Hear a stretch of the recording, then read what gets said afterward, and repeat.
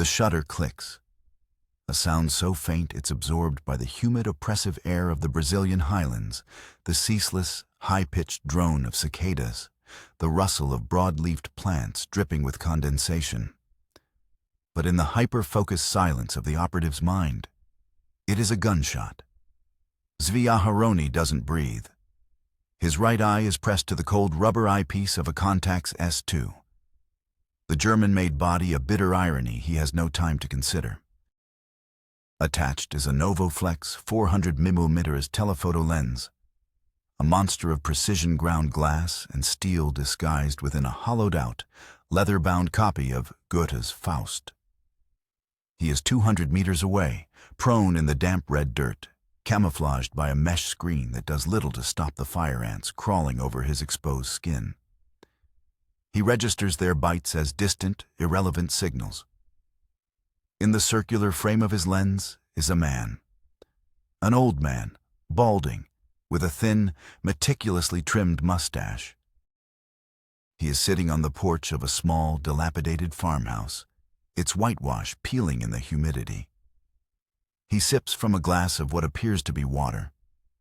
The farm is isolated, a tiny island of cultivation surrounded by a dense, suffocating green that the locals call the Mato Grosso, the jungle.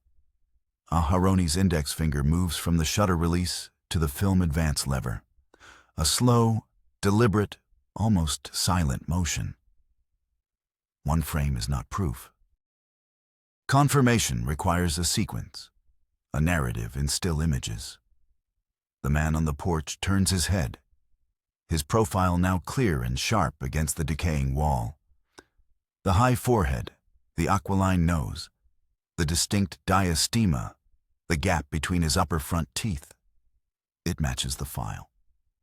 It matches the faded SS photograph from 1938. It matches the composite sketches based on the testimony of the survivors. Aharoni's heart hammers against his ribs, a frantic prisoner in a cage of bone. This is him. After 18 years of shadows, after a chase that spanned 2 continents, countless dead ends, false sightings, and millions of dollars allocated from a state that could barely afford its own defense. The man who vanished from the face of the earth. The architect of hell. The angel of death. Josef Mengele. Aharoni takes another shot. The modified shutter mechanism clicks, a sound softer than a breaking twig. And another. The film whines, a quiet mechanical whir that seems deafening to him. Then, a new variable. A dog, a mangy-looking mongrel, barks from behind the farmhouse. A sharp, aggressive, territorial sound. The man on the porch stiffens. His entire posture changes in a microsecond. From relaxed retiree to hunted animal. His head snaps up. His eyes, even at this distance, seem to bore through the foliage, scanning the tree line, scanning directly towards Aharoni's position. Aharoni freezes. Every muscle locks. He is an extension of the camera, a piece of equipment, inanimate. To move is to die. To be discovered is to fail, and failure is not an option. The last burst transmission from Tel Aviv had been 2 words: confirm and await. But Aharoni knows what comes after confirmation. He has seen the operational plans. He knows the Kidon extraction team is waiting in a São Paulo safe house. He knows the C-130 transport plane, its Israeli markings painted over, is on standby at a friendly, privately owned airfield 1,000 miles away. The entire weight of his nation's history, of its 6 million dead, is focused through this lens, on this man, on this single, fragile moment. The man on the porch stands up. He walks to the edge of the porch, his hand shielding his eyes from the afternoon glare. He is looking, searching. His gaze sweeps the jungle canopy. Zvi Aharoni has 10 seconds to decide. Does he risk a final, perfect shot, the one that will be undeniable in any court, in any newspaper? Or does he pull back, melt into the jungle, and preserve the element of surprise that has taken years to achieve? 10 seconds. The fate of the world's most wanted man rests on the mechanics of a German camera and the nerve of the man holding it. 9, 8, 7. The mission didn't begin in the jungle. It began in a sterile, smoke-filled office on the third floor of a nondescript building on King Saul Boulevard in Tel Aviv, under the unforgiving gaze of a single man. To understand the hunt for Mengele, you must first understand its architect. Isser Harel, director of Mossad. They called him Isser Hakatan, Isser the Little, a reference to his diminutive 5'3" height. But no man in Israel cast a longer, more terrifying shadow. Born Isser Halperin in Vitebsk, Russia, a veteran of the Haganah's intelligence service, Harel was not a spy in the modern bureaucratic sense. He was a biblical avenger forged in the fires of the pogroms, the Holocaust, and the 1948 War of Independence. His defining achievement, the one that cemented his legend and sent a shockwave through the clandestine world, was the 1960 capture of Adolf Eichmann. Harel didn't just authorize the mission from a safe distance. He flew to Buenos Aires under a false passport to personally oversee the final, critical days of surveillance and the abduction itself. He was a micromanager, obsessed with detail, paranoid about security, and driven by a simple, terrifyingly clear philosophy. The new state of Israel would not beg for justice from an indifferent world. It would land on foreign soil, seize its enemies, and extract justice on its own terms. For Harel, the Eichmann capture was not an end. It was a proof of concept. It was a declaration to the world, and more importantly, to the thousands of surviving Nazis hiding in their rat lines from Cairo to Cordoba. We have not forgotten. We have global reach. We are coming. His skill was not sophisticated tradecraft, but sheer force of will. He could look at a map of the world and see not nations with borders, but a hunting ground. He could look at a budget sheet and see not numbers, but the tools required to balance a historical ledger written in blood. After Eichmann's trial and execution in Ramla prison in 1962, Harel's focus narrowed to a single name, a name that even among the monsters of the Third Reich was spoken with a unique kind of horror. Mengele. For Harel, Mengele was the ultimate prize, the living embodiment of the SS ideology. Eichmann was a bureaucrat of death, a desk-bound mass murderer.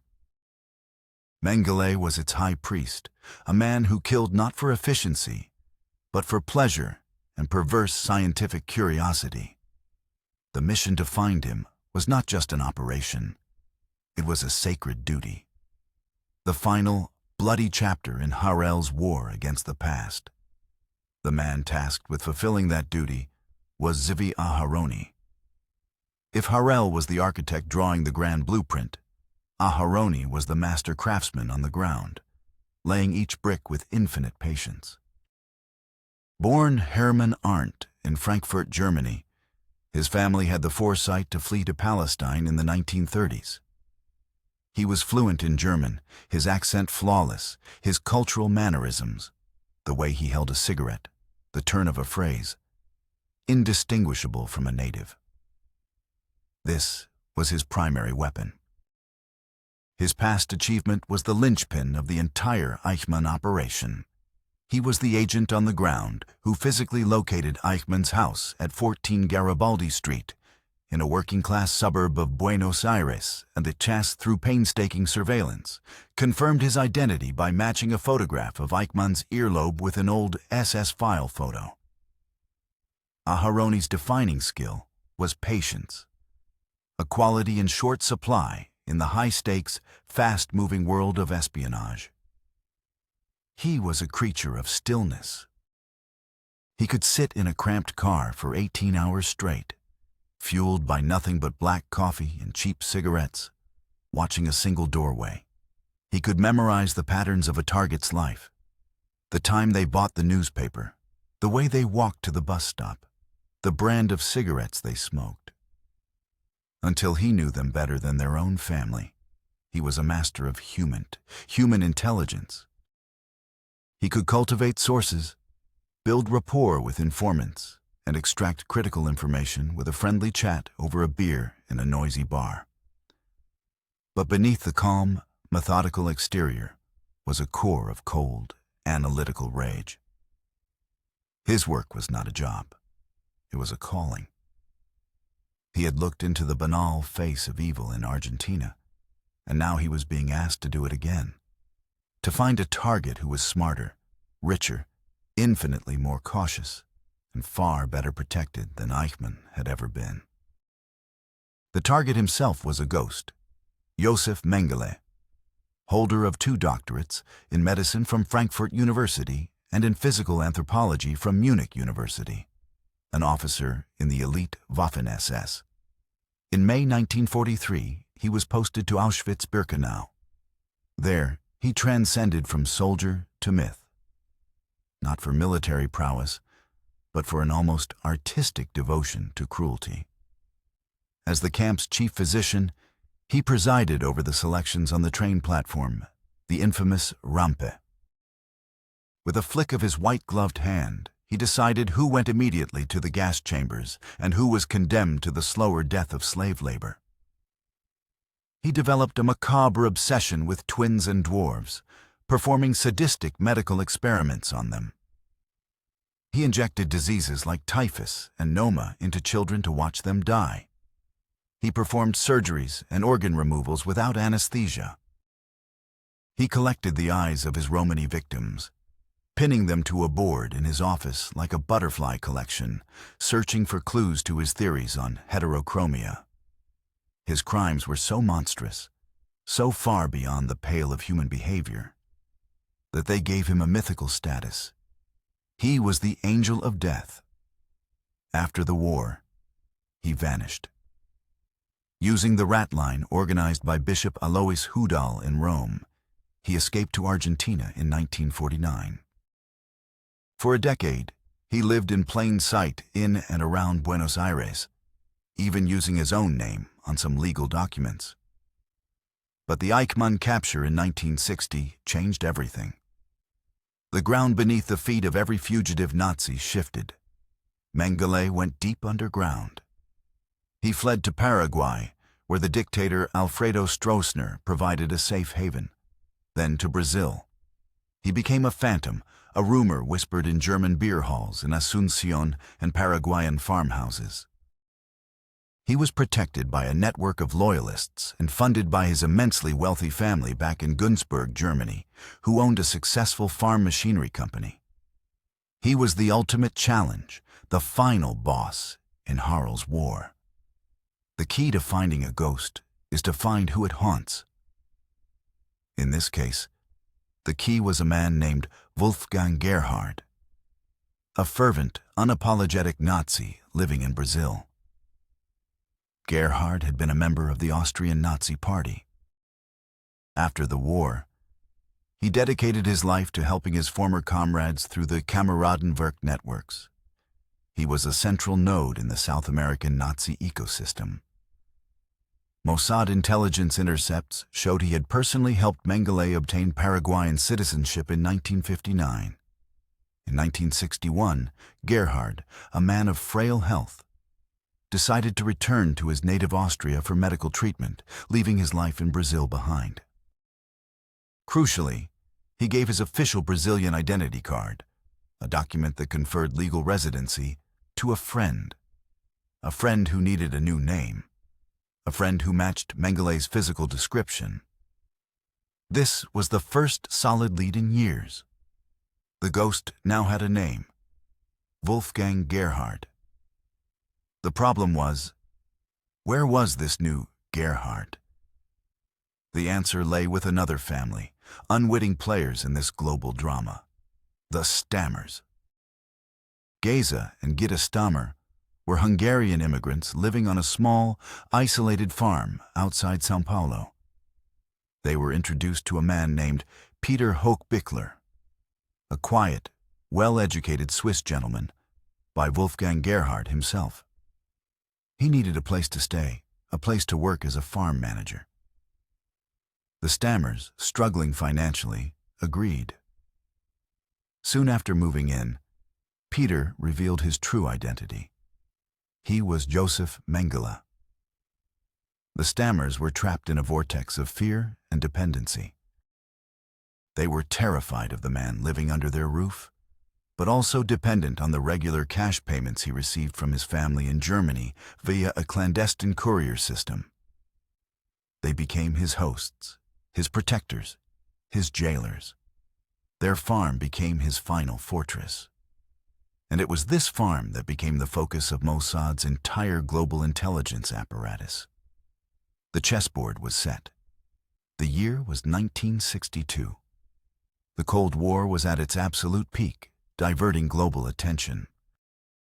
The world was focused on Soviet missiles in Cuba, not aging monsters in the Brazilian jungle. This was both a challenge and an opportunity. It gave Mossad operational freedom, but also meant they were completely on their own. No allies, no backup from friendly services. Complicating matters was West Germany. The BND, their foreign intelligence service, was conducting its own parallel hunt for Mengele, driven by the impending statute of limitations for Nazi war crimes, set to expire in 1965. This created a hard deadline. If Mengele wasn't captured by then, he could, in theory, return to Germany a free man. The German efforts were bureaucratic, slow, and often compromised by ex-Nazis still holding positions of power within their own government. But their presence in South America created a significant risk of interference, of crossed wires that could alert the target. Brazil itself was a political minefield. It was a country on the verge of a military coup. Its security services, the DOPS, paranoid and hyper-vigilant. A team of Israeli agents operating without permission on Brazilian soil would, if caught, spark a massive diplomatic incident. The Brazilian government was not known for its cooperation in Nazi hunting. In fact, many within its large German immigrant communities were openly sympathetic. And then there was the shadow of the network. While the idea of a single monolithic organization called Odessa was largely a myth, the reality was a loose, decentralized network of Kameradenwerke, or comradeship associations. These groups provided money, false papers, and safe houses. They had eyes and ears everywhere, from local police precincts to shipping companies. Mengele was not just one man hiding in the jungle. He was the protected asset of a well-funded, ideologically motivated international network. The genesis of this specific operation, codenamed Sword of Gideon, was an intelligence failure that became a personal obsession for Isser Harel. Immediately after grabbing Eichmann, Harel had ordered Mossad to roll up the rest of the network in Argentina. They had Mengele's last known address. A team was sent. They were too late. He had fled just weeks before, alerted by the international furor over Eichmann's abduction. A second lid pointed to a farmhouse in Paraguay, owned by a German sympathizer. Again, a team was dispatched. They found the farm, but Mengele was gone, tipped off by a local police chief who was on the network's payroll. These failures infuriated Harel. He saw Mengele, the bigger prize, slipping through his fingers. For more than a year, the trail went cold. Then, the breakthrough. It came not from a high-tech satellite intercept or a daring human infiltration, but from a mundane piece of mail. A Mossad informant, a low-level postal worker in São Paulo, with a burning hatred for the Nazis who had murdered his entire family in Poland, flagged a letter. It was sent from a post office box in Cairo, known to be used by Hans Ulrich Rudel, a former Stuka pilot and a key figure in the Nazi expatriate community, to an address in a rural district of Sao Paulo known for its German immigrant population. The letter itself was innocuous, discussing farming equipment. But the informant, who had been trained by Mossad to look for anomalies, noticed something. The handwriting on the envelope was a perfect match for a sample of Wolfgang Gerhard's handwriting that Mossad had obtained from West German intelligence. Mossad put the recipient's address under low-level surveillance. The address belonged to the Stammer family. Weeks of painstaking intelligence gathering followed. Financial records were pulled through a friendly source in a Swiss bank. They showed regular wire transfers from an account in Günzburg, Germany, the hometown of the Mengele family, where they owned and operated the successful Karl Mengele and Söhne farm machinery company. The pieces were starting to fit. Harl authorized a preliminary reconnaissance mission. A single agent, posing as a Dutch real estate investor, visited the area. He reported back. A farm, isolated, occupied by a European family and a reclusive older man who matched Mengele's general description from the 1950s. The trigger was pulled. Harel summoned Aharoni to his office. The briefing was short, intense, and devoid of ambiguity. The objective: positive, irrefutable identification. The rules of engagement: observation only. Do not engage. Do not be seen. The future of the entire Nazi hunting program rested on this. Another public failure was unacceptable. Find him, Zvi, Harel had said, his voice quiet but with the density of steel. Bring me his face. The plan for Operation Sword of Gideon was built on a foundation of meticulous deception. Aharoni and a 3-person support team would enter Brazil not as a unit, but as individuals, staggered over a period of 2 weeks on flights from different European capitals. Their cover stories were deeply layered. Aharoni was Heinz Krug, a German agricultural machinery salesman exploring opportunities in the burgeoning Brazilian market. His documents were perfect forgeries, created in Mossad's secretive science and technology division, the Q branch. They were not just new passports. They were aged to look worn, complete with fake, period-correct entry stamps from other South American countries. The team's logistics expert, a man known only as Donnie, entered as a Swiss ornithologist. The communications and tech expert, Eli, came in as a postgraduate student researching Brazilian architecture. They met for the first time on Brazilian soil, not in a clandestine meeting, but in a pre-designated cafe in Sao Paulo, communicating with nods and pre-arranged phrases from a newspaper. Their safe house was a small, 4th-floor apartment rented a month prior by a Mossad front company. It was chosen for its crushing anonymity in a massive apartment block and its strategic location. It overlooked a major thoroughfare, providing a plausible reason for the presence of foreigners, and had a rear fire escape leading to a different street, a critical feature for any emergency exfiltration. The first phase was pure surveillance, low and slow. Aharoni, in his guise as Heinz Krug, spent a week establishing his cover, meeting with actual agricultural suppliers, creating a paper trail that would stand up to scrutiny. Then, he rented a car, a nondescript Volkswagen Beetle, and made his first trip to the rural area of Serra Negra, where the Stammer farm was located. He didn't go near the farm. Instead, he mapped the entire region. Every road, every dirt track, every potential observation point. He noted the schedules of the local police patrols, even timing their routes. He identified the location of the nearest telephone exchange, He sat in local cafes, drinking coffee, listening to the mix of Portuguese and German, getting a feel for the community's rhythms. After a week of this, the team began direct surveillance of the farm itself. They established a primary observation post, or OP, on a wooded hill approximately 500 meters from the property. Reaching it required a 2-kilometer hike through dense, snake-infested undergrowth before dawn each day.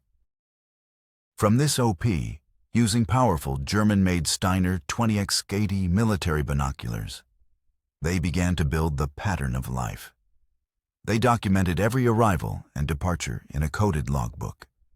The milk truck at 600, Geza Stammer leaving for the market at 800, the children leaving for school. And they watched the man, the reclusive man who spent most of his days inside, emerging only occasionally to work in the garden or sit on the porch. He was cautious, paranoid. He never left the farm alone. He rarely strayed far from the house. Days turned into a week.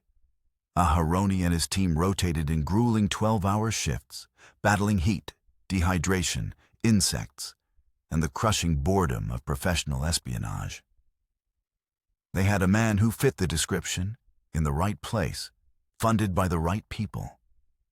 But they lacked what Harold demanded: irrefutable, undeniable proof. A grainy photograph from 500 meters was not enough. They needed to get closer. The decision was made to establish a secondary, high-risk OP. This one was just 200 meters from the farmhouse, on the edge of the jungle that bordered the property. It offered a clear line of sight to the porch, but it was dangerously exposed. This would be Aharoni's post. He would go in alone with a specialized camera rig. The risk of discovery was immense. One snapped twig, one glint of sunlight off a lens, and the entire multi-year, multi-million-dollar operation would be compromised. Mengele would vanish again, this time forever. The technology deployed for Sword of Gideon was a mix of cutting-edge innovation and old-fashioned field-expedient tradecraft. The centerpiece was the camera system. The Novoflex 400mm lens was one of the fastest and sharpest telephoto lenses available in 1962. Mossad technicians in Tel Aviv had painstakingly disassembled and modified it, adding a custom-built, ultra-quiet shutter mechanism using dampened leaf springs to reduce the sound of its operation to a mere whisper. The choice of Goethe's Faust as the concealment device was a touch of psychological warfare from Harl's office. A book by Germany's greatest writer, used to hunt its greatest criminal. The film was Kodak Tri-X, a black-and-white film stock normally rated at ISO 400. But they were pushing it to an ISO of 1600 in development. This technique allowed Aharoni to shoot with a faster shutter speed in the lower light conditions under the jungle canopy. But it came at a significant cost. The resulting images would be grainy, making a perfect, clear, in-focus shot even more critical. Communication with the command post in Tel Aviv was the operation's greatest vulnerability. The team used a German-made Telefunken shortwave radio hidden inside a modified suitcase. Transmissions were made in high-speed Morse code bursts, lasting no more than 5 seconds. This was to avoid triangulation by the Brazilian authorities, who were known to monitor shortwave frequencies. The codes themselves were protected by a one-time pad system, a series of pages with random encryption keys. Once a page was used for a message, it was immediately burned. This system was mathematically unbreakable, but incredibly rigid. They had only one transmission window per day, 0300 São Paulo time. If they missed it, they would be incommunicado for 24 hours.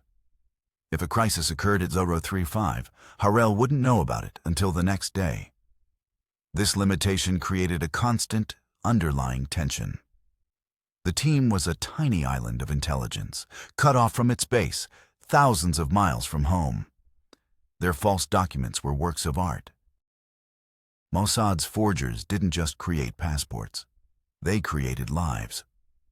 Aharoney's Heinz Krug passport contained entry and exit stamps from business trips he had supposedly taken to Chile and Uruguay. Stamps that were perfect replicas of the real thing, made with identical ink compounds. The paper had the correct weight and watermark. The ink was chemically aged to match the document's supposed date of issue. He also carried a wallet full of pocket litter. Business cards from legitimate German companies, receipts from hotels in Santiago, a German driver's license. Any one of these items could be the difference between walking away from a police checkpoint and being arrested. They also attempted audio surveillance. Eli, the tech expert, deployed a parabolic microphone from the primary OP. The device, state-of-the-art for the era, could theoretically pick up conversations from hundreds of meters away. The problem was the environment. The constant acoustic noise of the jungle, the chirping of insects, the calls of birds, the rustle of wind through the trees, created a wall of white noise. They would spend hours listening to static, catching only frustrating, disembodied snippets. A woman's laugh, a man shouting in German, the words indistinct. A child crying. It was useless for intelligence, but it served a different, more chilling purpose. It was a constant, haunting reminder of the normal family life that was being used to shield a monster. The first major setback occurred on the 10th day of surveillance. Danny, the logistics man, was driving the backup vehicle, a second VW Beetle, back to São Paulo after dropping off supplies for the surveillance team. He was pulled over at a military police checkpoint on the outskirts of the city. It was supposed to be a routine document check, part of the increased security posture ahead of the looming coup. But the officer was young, nervous, and suspicious of the European driving a rented car in a rural area. He asked Danny to step out of the vehicle. He questioned him for 20 minutes on the dusty roadside. Why was he in Brazil? Where was he staying? Who was he visiting? Danny stuck to his cover story. A Swiss ornithologist, a bird watcher, exploring the unique avian life of the region. He was calm, polite, even a little bored. His papers were flawless. Eventually, the officer, finding no concrete reason to hold him, let him go with a warning. But the damage was done. Dante had been identified. His license plate number was recorded. A description of him was now in a police logbook. The team's sterile operational environment was now contaminated. Aharoney, listening to Danny's debrief back at the safe house, made the immediate, professional call. Go to ground. All surveillance was suspended. The team remained in the São Paulo safe house for 3 agonizing days, a period of excruciating inactivity. They didn't know if the checkpoint was random or if the Brazilians were actively looking for them. Every siren on the street below sent a jolt of adrenaline through the apartment. Out 8,